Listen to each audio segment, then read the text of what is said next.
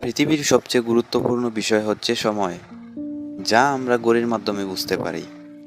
আদিকালে সময় দেখার জন্য মানুষের কাছে ঘড়ি ছিল না, থাকলেও আমাদের মতো ঘড়ি নয়। তাদের ছিল সকাল বিকাল, সূর্য বা রাতের চন্দ্র তারা, সময় নির্ণয়ের পন্থা। ঘড়ি আবিষ্কার হয়েছে আজ থেকে প্রায় ৫,৫০০ বছর পূর্বে। প্রথম ঘড়ি আবিষ্কার করেছে তখনকার মিশরীয়রা। মিশরীয়রা যে ঘড়ি আবিষ্কার করেছিল তা ছিল সূর্য ঘড়ি। সূর্য ঘড়ি বানাতে মানুষ একটি লাঠি পুঁতে রাখত খোলা জায়গায়।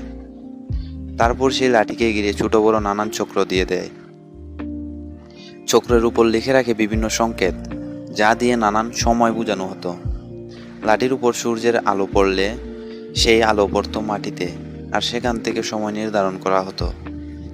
এমন একটি ঘড়ি আজও রক্ষিত আছে বার্লিন মিউজিয়ামে। বাইবেলের ওল্ড টেস্টামেন্টেও এই ঘড়ির কথা উল্লেখ রয়েছে।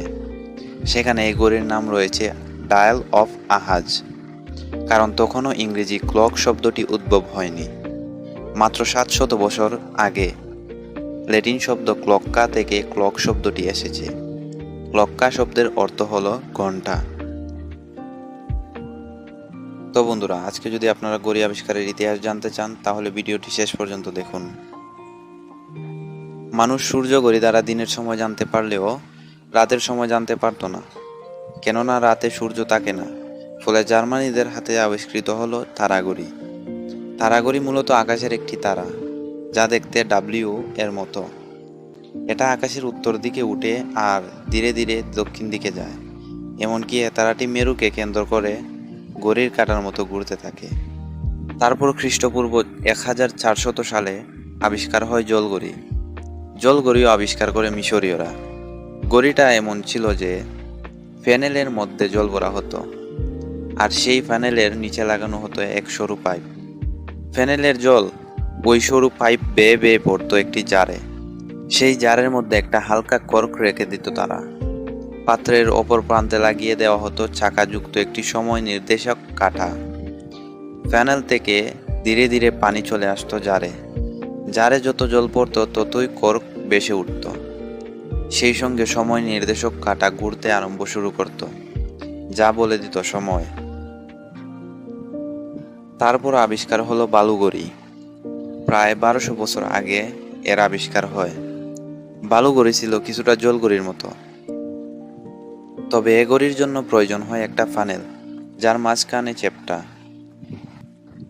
এবার ফানেলের উপর দিয়ে কিছুটা বালি ফানেলের মধ্যে ঢেলে দিল। সেই বালি ফানেলের মাঝখানে যে বাধা পেল। অপেক্ষাকৃত সরু ও মিহিদানার বালি ফানেলের চ্যাপ্টা অংশ দিয়ে নিচে পড়া শুরু হলো। ফানেলের নিচের অংশে আঁকা থাকত স্কেল। বালু জমা হওয়ার পরিমাণ নির্ণয় করত নির্দিষ্ট সময়। আর এটাই ছিল বালুঘড়ির মূল কার্য পদ্ধতি। এতকাল পর্যন্ত ঘড়ির কোনো কাঁটা ছিল না। এরপর আবিষ্কার হয় যান্ত্রিক ঘড়ি। ১৪ শতাব্দীতে এসে ইউরোপিয়ানরাই প্রথম যান্ত্রিক ঘড়ি আবিষ্কার করেন। কিন্তু ১৪ শতকের দিকে নির্মিত ঘড়িগুলোতে শুধুমাত্র ঘন্টা নির্দেশ করতে সক্ষম হতো।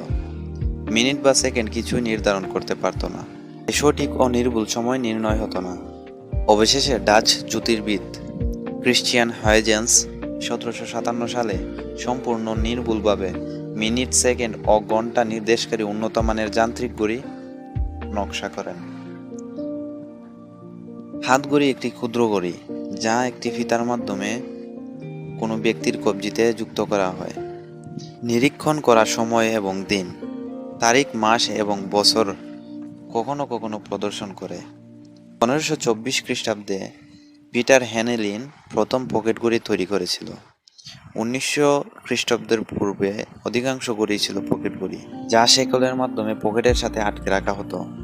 ১৯৭০ সালের পূর্বে সমস্ত ঘড়িতে একটি ঘূর্ণায়মান ঘণ্টার কাঁটা এবং দীর্ঘতর মিনিট কাঁটার সঙ্গে একটি নম্বরযুক্ত ডায়াল ছিল।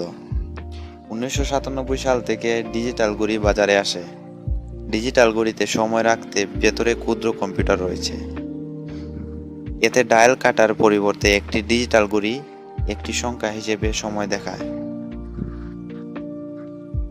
আর এভাবেই আস্তে আস্তে ডিজিটালাইজড হয় আমাদের হাতের পরা ঘড়ি এবং বাড়িতে ইউজ করা দেয়াল ঘড়ি।